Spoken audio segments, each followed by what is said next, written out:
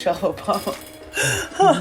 I think that was like a one-time experience for everybody. I was like in a green room before they put us all on the call, and she was like, "Hi, Nneka," and I was like, "Oh, me?" I was like, "Wait, you know my name?"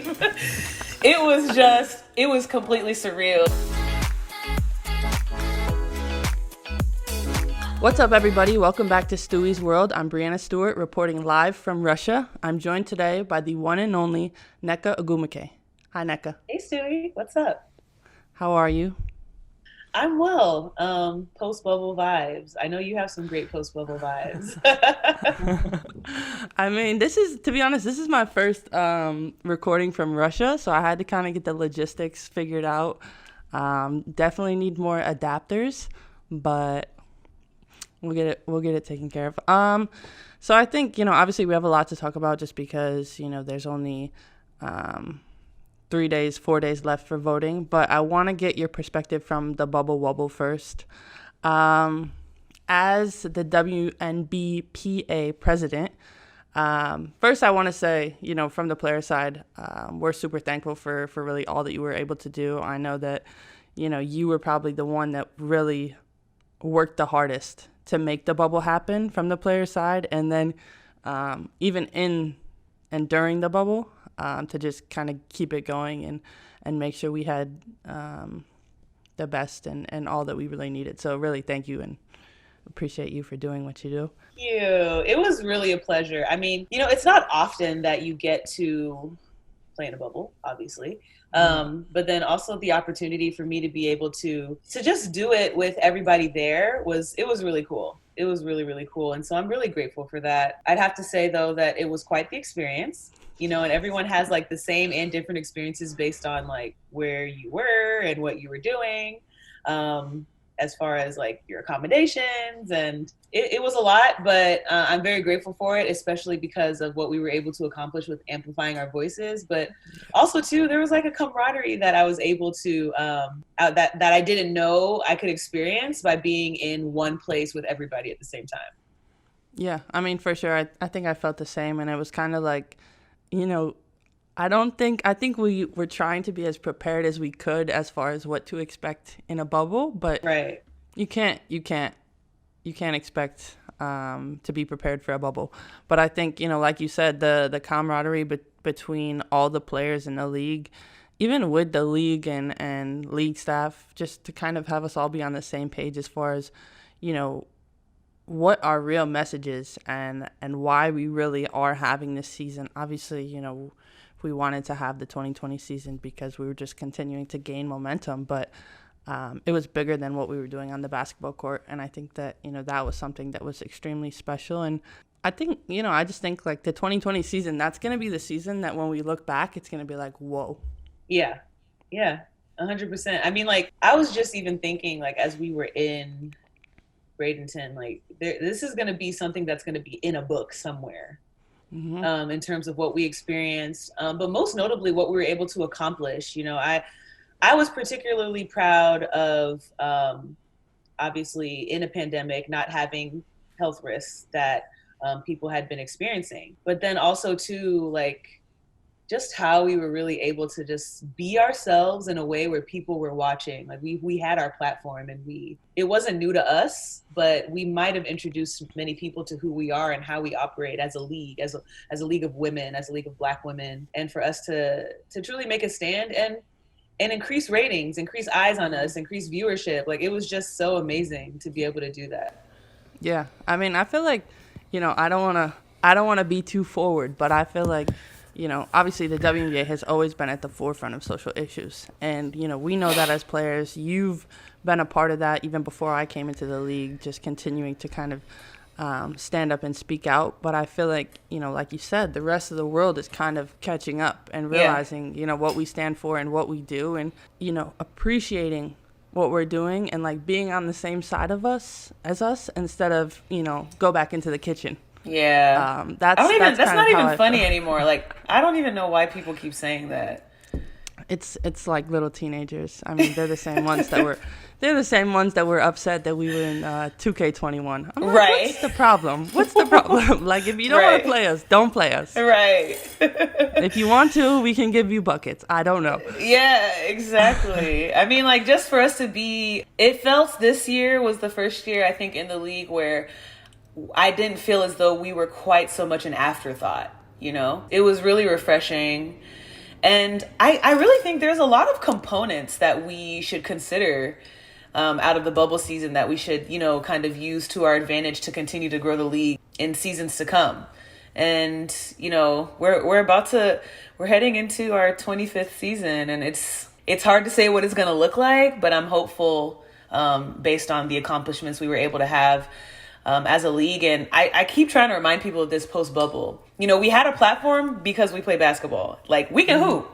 I mean, we can hoop. And the basketball is good, but that's not where it stops. And so we do what we do as best as we can, and the right people are going to know.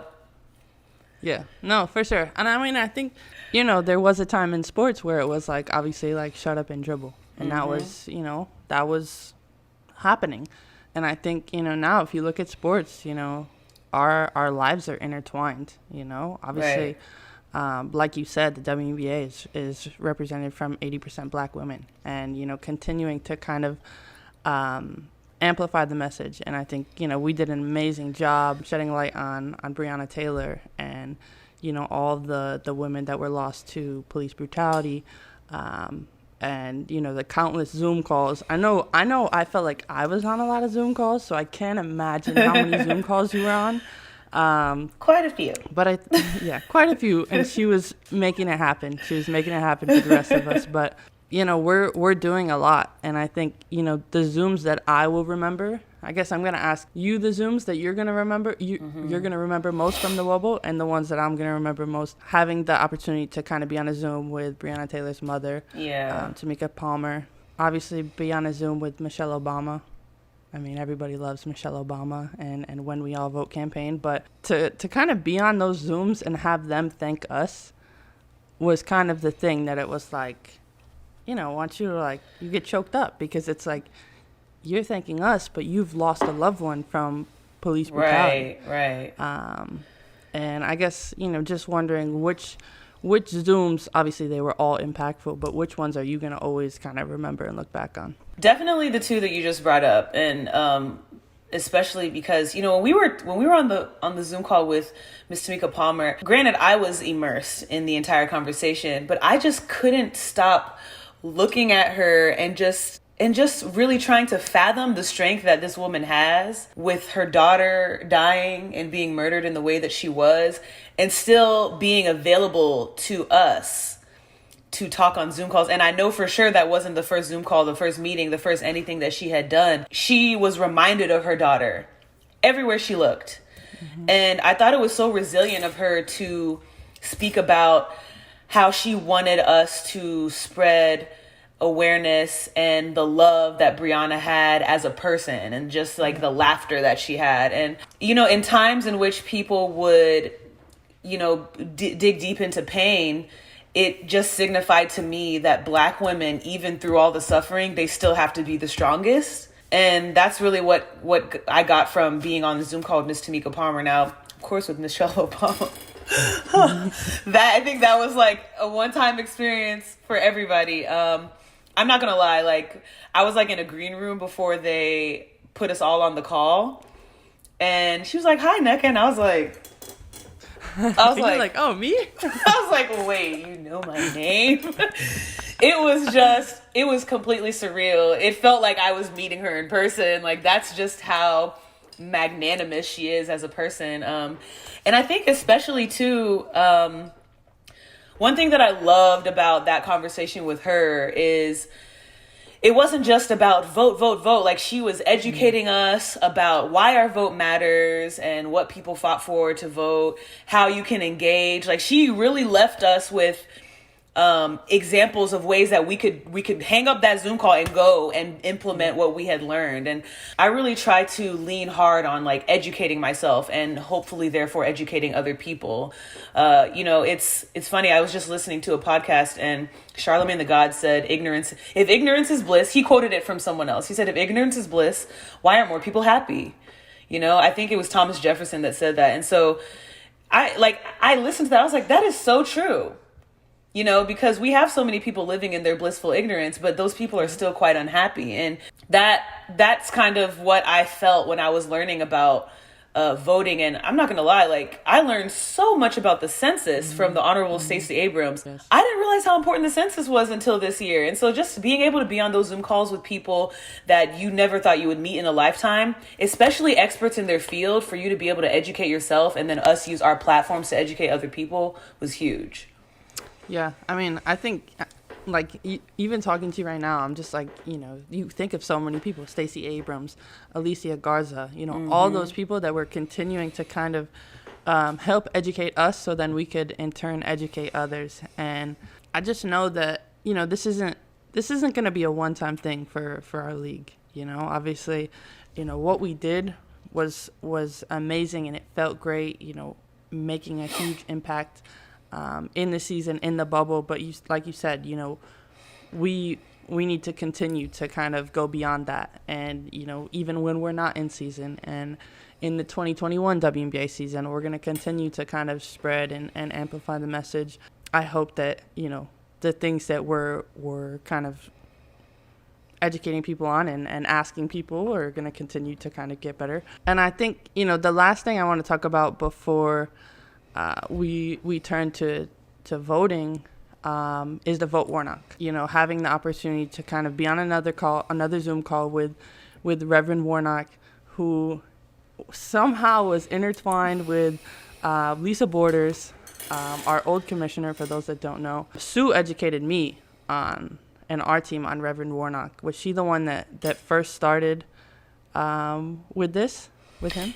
Yeah, so the way that I think that was probably the most exciting experience that I had in the Wubble, when it came to, just kind of the revelation of these connections between Lisa Borders, Reverend Warnock, Stacey Abrams. I think it just really speaks to the network that we're a part of and the outreach that it has. And so as all of this news was unfolding, that ended up, I guess, it ended up with people's expectation of us having some type of response. I've said from the beginning, I don't think it's on the players to decide what happens or what action needs to happen in these cases.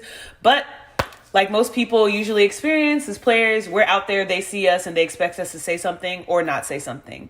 Right. And in true WNBA fashion, we know how to organize and mobilize.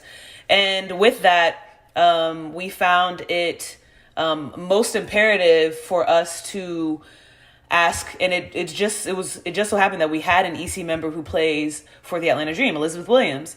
Mm-hmm. And so our first question was, what do you need from us? Because, granted, we're all in this league and everyone represents this league no matter what ownership or management or whoever. And so we asked Liz, like, what do you need from us? And so she deferred to her team.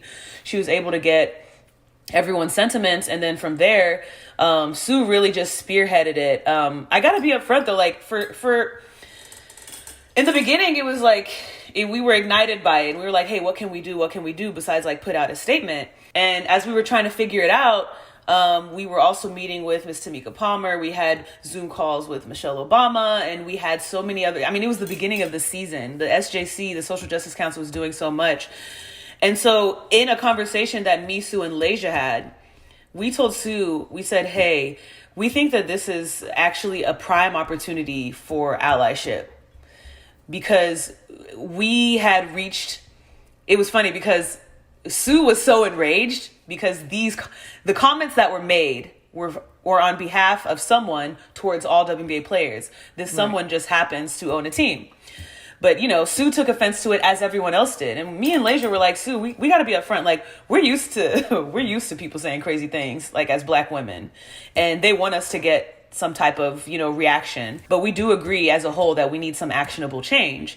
And so we told Sue, like, we're like, hey, this might be a perfect example of allyship, behind the scenes. And so Sue really spearheaded us figuring out how we can get the shirts, and then us being able to really roll it out in a way that signified the importance of educating ourselves in our communities, while we as athletes can use our platforms for change, and most importantly, having the backs of the Atlanta Dream, our sisters on the Atlanta Dream. So that's kind of really how it rolled out, and it ended up working out beautifully. And it was just really dope. I think that was when everyone was like, did you see the WNBA? Like, whoa, like, can you believe? I mean, like, that was like crazy. Nobody knew. It was no just like, one knew. Boom.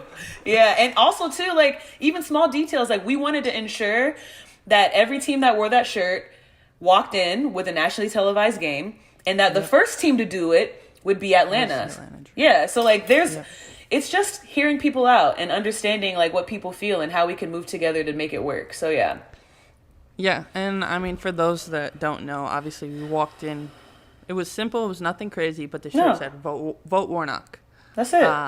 And from wearing those shirts, all 12 teams, we helped Reverend Warnock raise over $185,000 and 3,500 new donors. So, obviously just continuing to kind of show people that we have an impact. And what we're saying, we educate ourselves. We're not going to kind of represent something that doesn't equally represent us. And, right. What we're trying to accomplish as well. And what we're doing on the outside is what's happening on the inside, and vice versa. Like, people have to understand that. Yes, we are doing our homework. We are. Shifting gears a little bit, November 3rd is like coming very, very, very, very soon. Happy Halloween, by the way. Thanks. They said it's supposed to be a full moon, but it's nighttime. It is. It's actually a blue moon. Look. Really? Yeah. Oh, I hope I can see the moon. I hope you can. So I guess starting with the election, I voted already. I'm gonna just say that because I had to vote before I left for Russia. Washington is only a mail-in voting state. Is a mail-in voting state.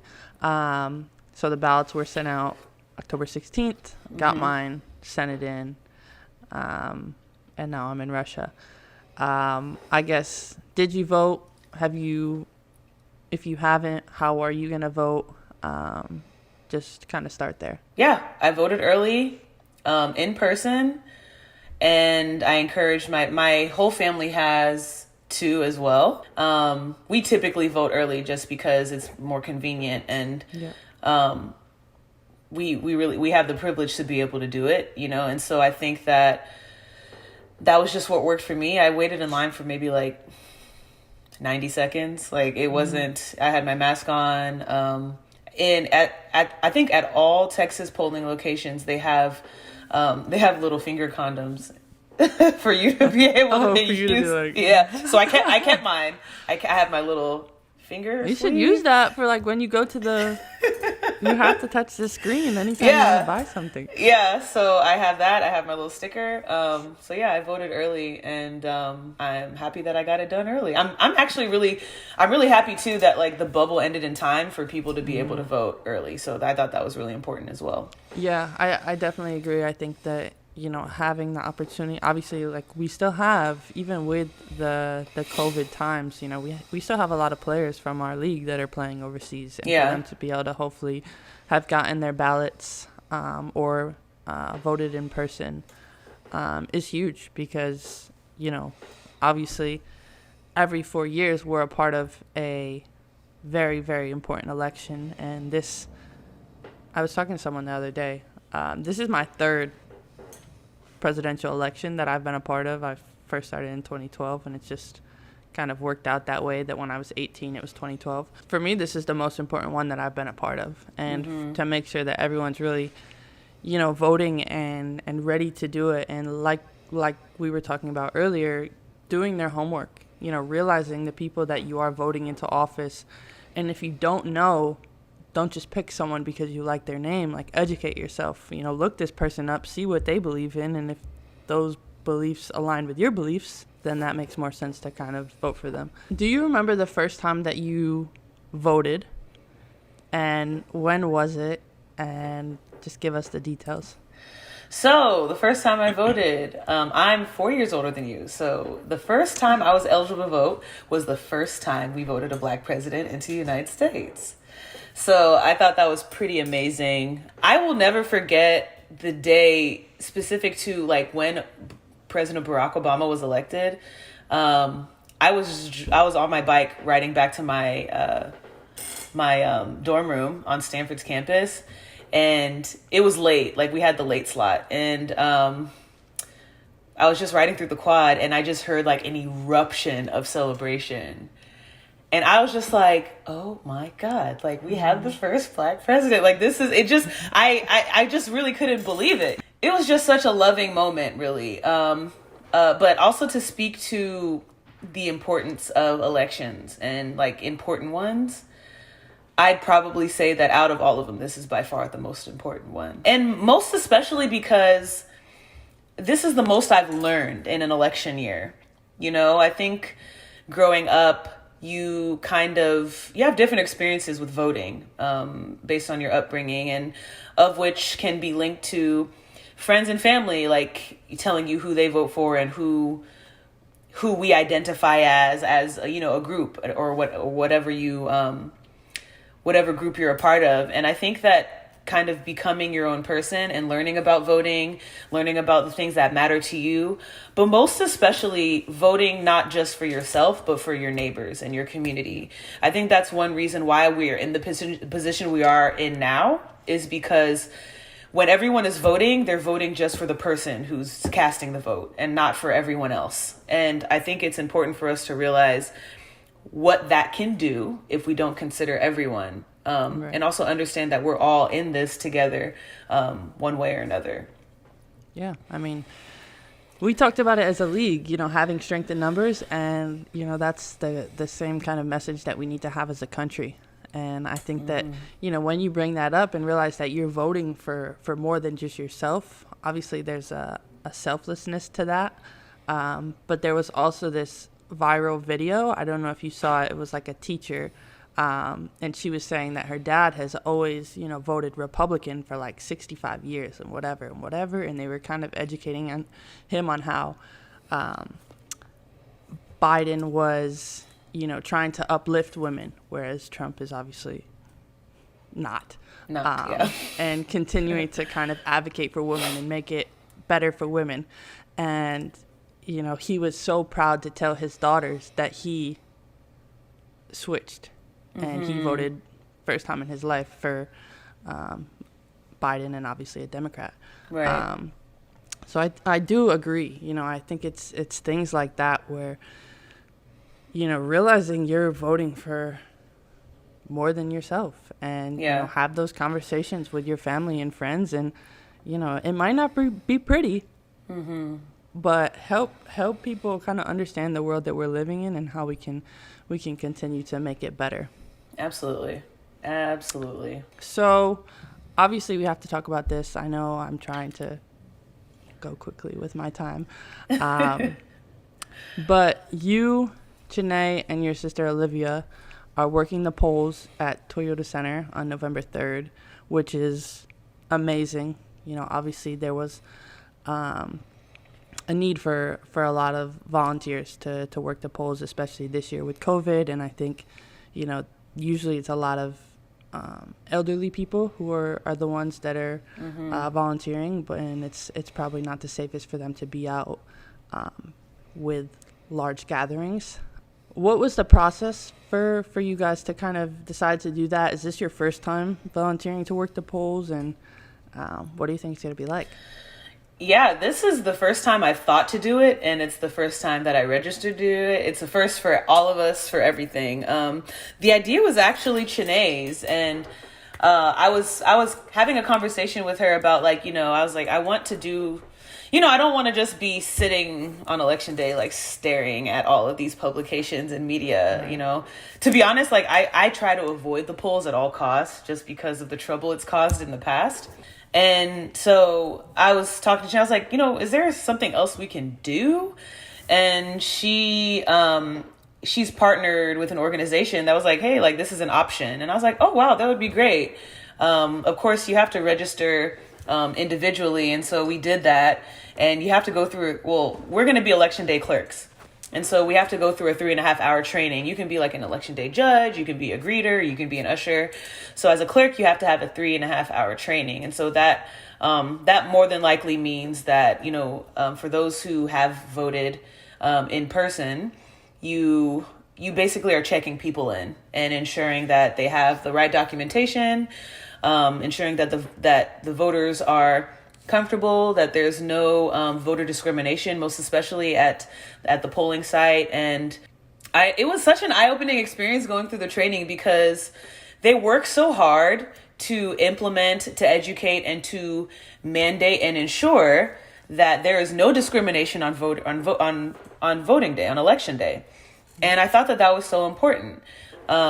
Even to the point where every polling place should be disability friendly, and you're able to understand how to handle someone who may need an address change in their voter registration process. And it's so helpful to learn about those things, to really immerse yourself in the voting process, but most especially to create an environment that welcomes everyone's right.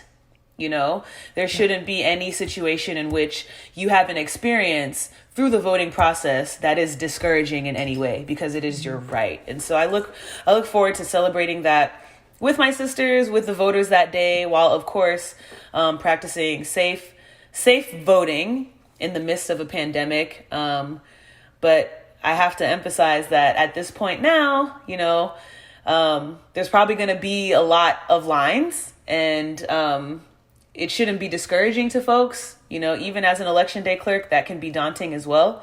So I'm hoping that we're able to alleviate those who usually volunteer, who may not feel like they could have. And I look forward to a first-time experience as an election day clerk. Yeah. I mean, I look forward to kind of hopefully following on your social channels or wherever I can to kind of see how it goes. I'll be in Russia on November 3rd. I was in China in 2016, and I was at UConn in 2012. So definitely have all been different experiences. And I think, one thing I wanted to ask is, people may be watching this and they're kind of like, like you said, there's going to be long lines because, we are kind of no longer voting early. Right. Because there's only so many days. And, yeah, it might be easy to kind of just put your ballot in the mail because, as long as it's postmarked by November 3rd, then it's supposedly is going to get counted. And what would you tell to those people who are kind of like, I don't want to wait in a line or this or, being around a lot of people and taking the easy route to kind of vote by mail?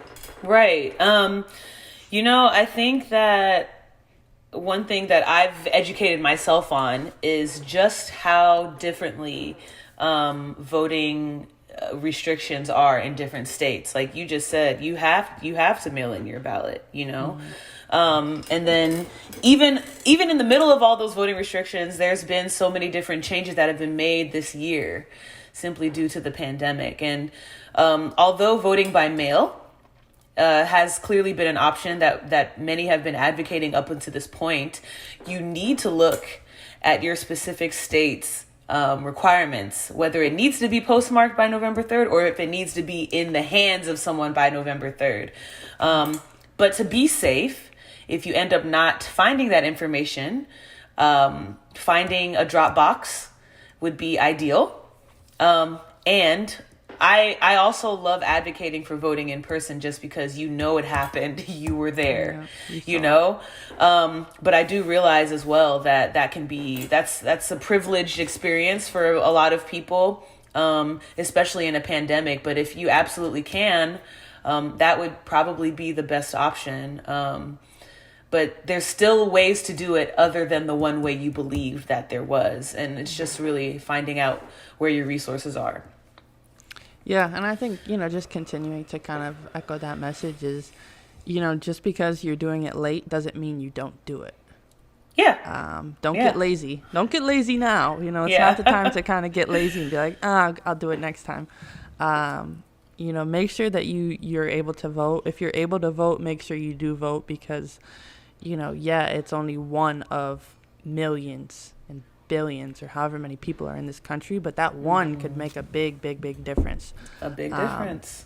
Obviously, voting was our big emphasis and like big push as far as, September was census, right? And September and October was like voting, making sure you're registered to vote and vote and vote and vote.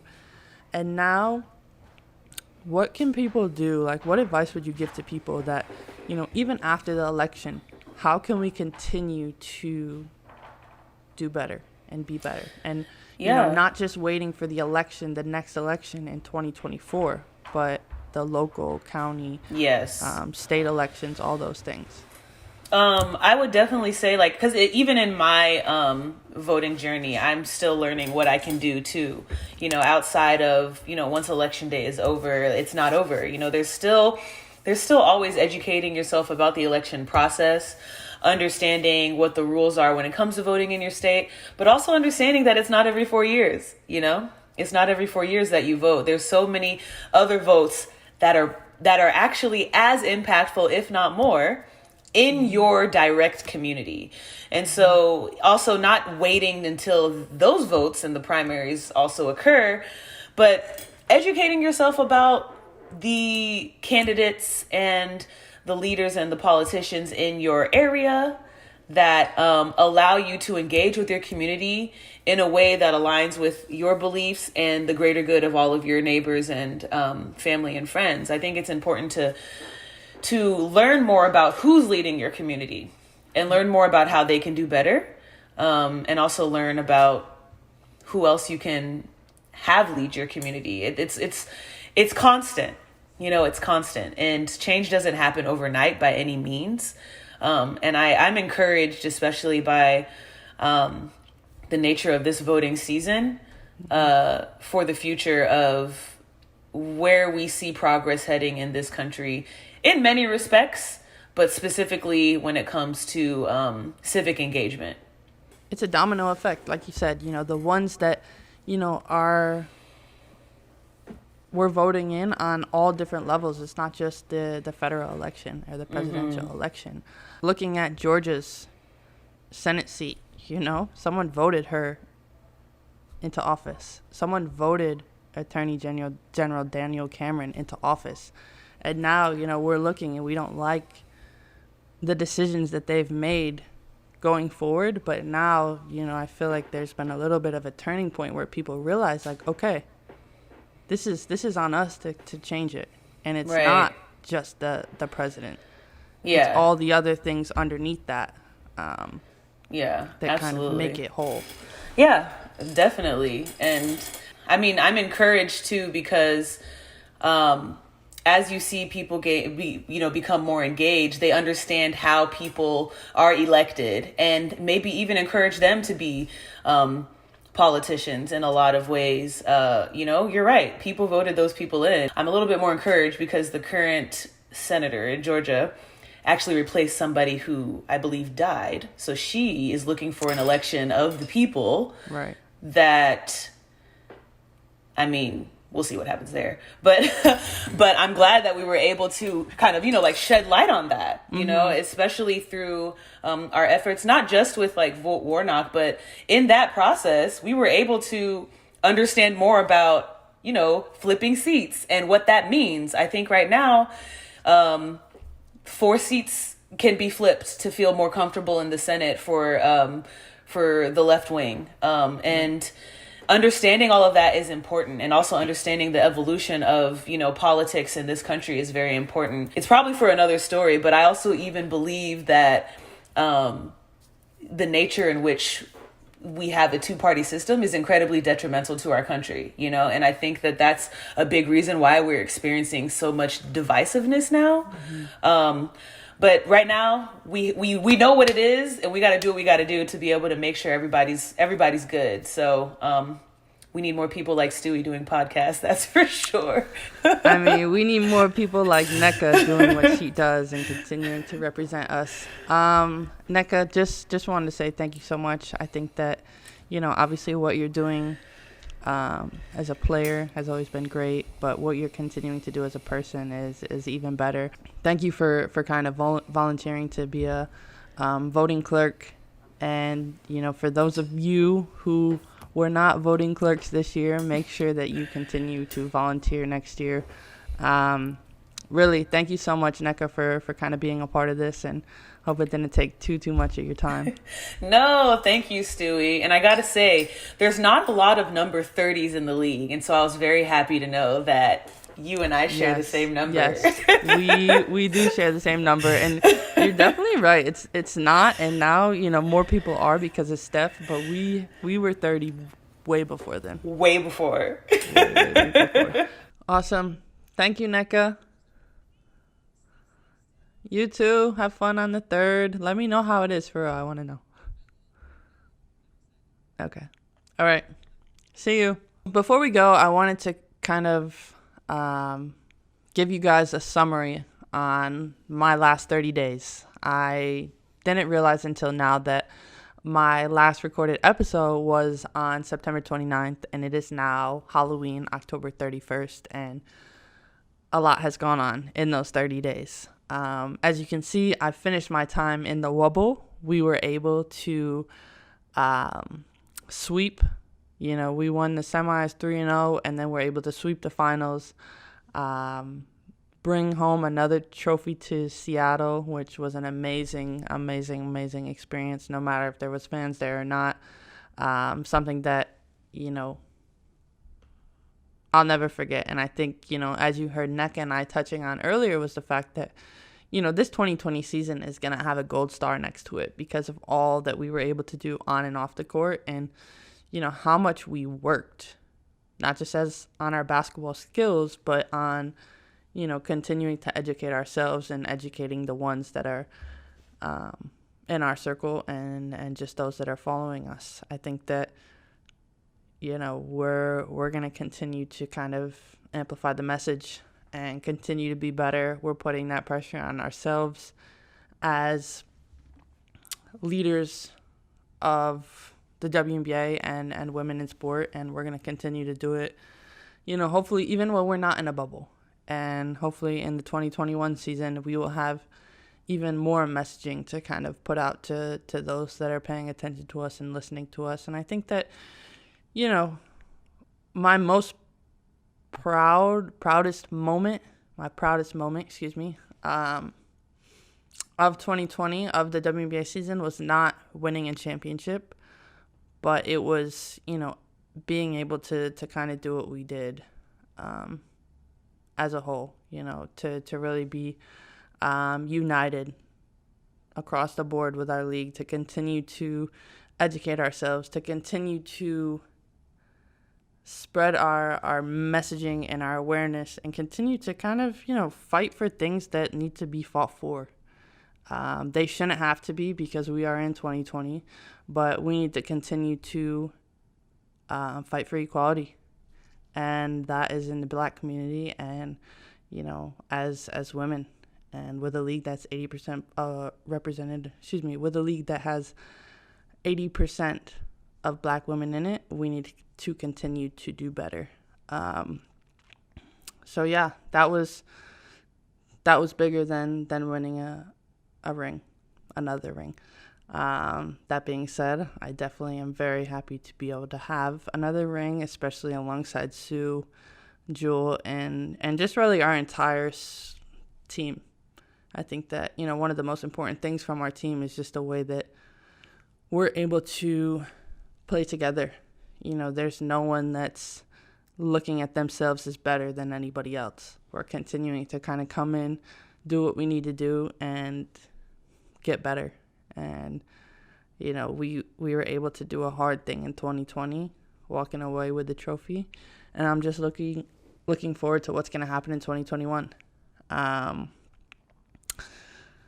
Aside from the bubble, I mean, I guess if you guys want to know when I left the bubble, I took the first flight out of Florida and went back to Seattle. I did that for two reasons. I was ready to get out of the bubble, um, which makes having a sweep even more sweeter. And the second reason was that once I finished my last WNBA game, my clock to start for when I need to be overseas starts. So I had 2 weeks exactly, so I wanted to make sure that I was home in Seattle. I actually made an East Coast trip, saw my family because I hadn't seen my grandparents or my dad in a year, just because of everything that went on. You know, when I left from Russia last March, we were obviously in the midst of a pandemic like we are now, and I didn't want to risk going and seeing them because I didn't know if, I was a carrier of the virus, and I obviously could not imagine giving it to anyone that I love, let alone someone that I don't know. So I was able to go see them, brought my dog. He loved it.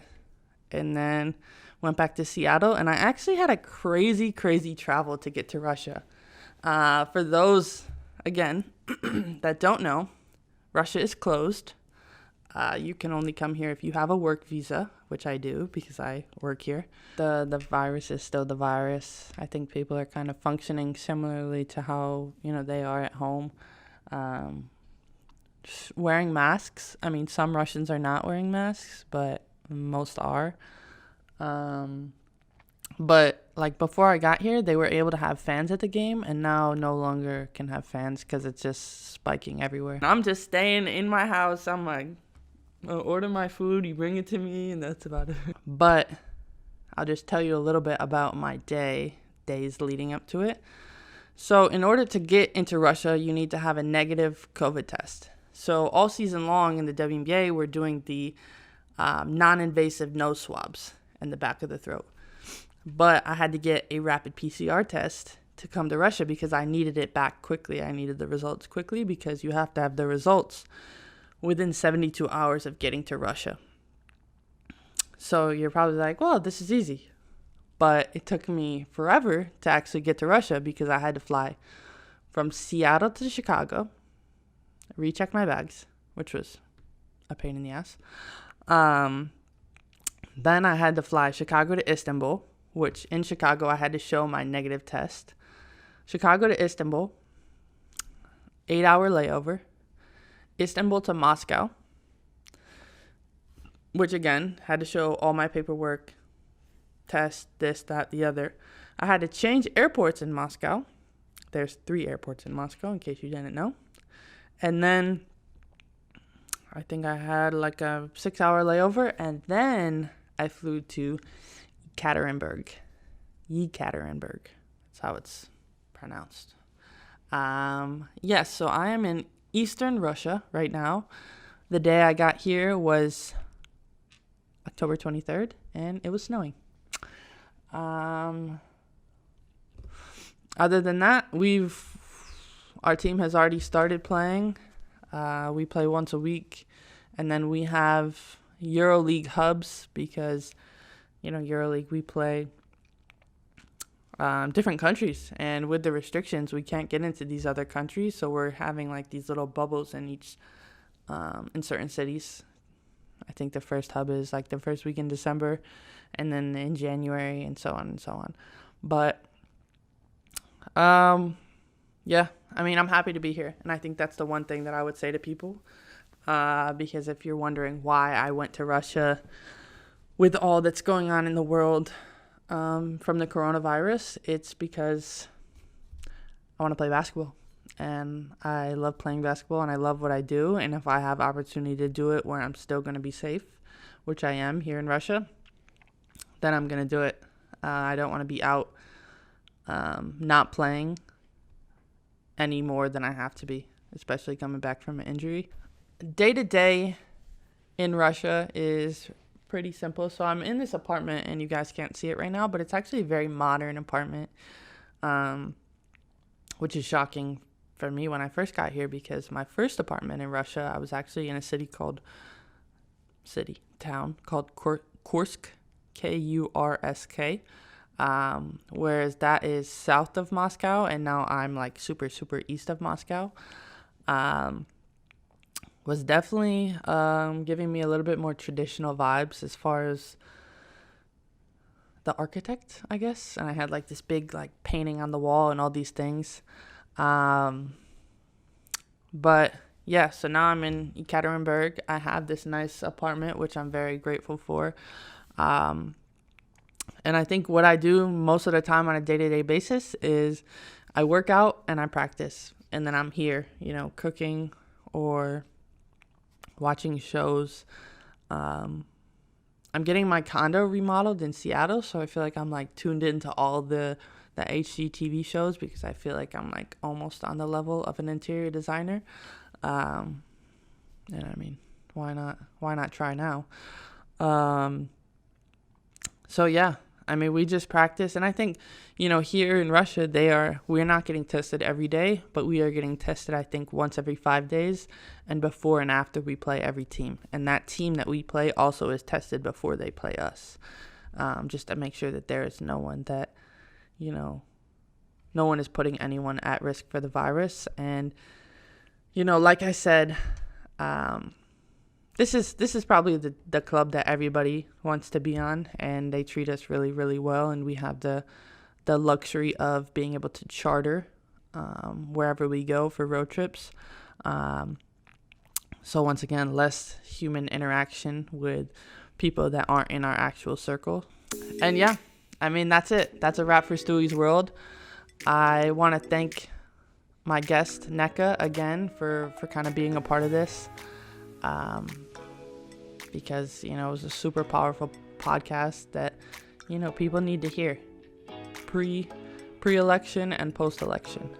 And for all the fans out there, continue to subscribe to the Uninterrupted YouTube channel for more episodes. For audio podcast listeners, subscribe to Stewie's World feed wherever you get your podcasts.